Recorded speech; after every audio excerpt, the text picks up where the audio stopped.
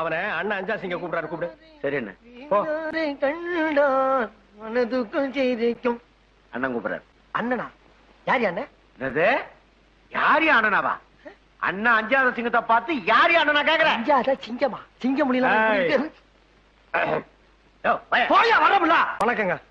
ஏய், 2 ஸ்டெப் கீழ இறங்கி நில்றா. என்ன ஆட்டோ ஓட்டுறியா? ஆமா. இது என்ன வாடகை ஆட்டோவா? அந்த ஆட்டோவுக்கு நான் தாங்க ஓனரு. என்னது ஓனரா? 3 டயரையும் ஒரு தார்பாயை நடுவ தொங்க விட்டா நீ ஓனரா?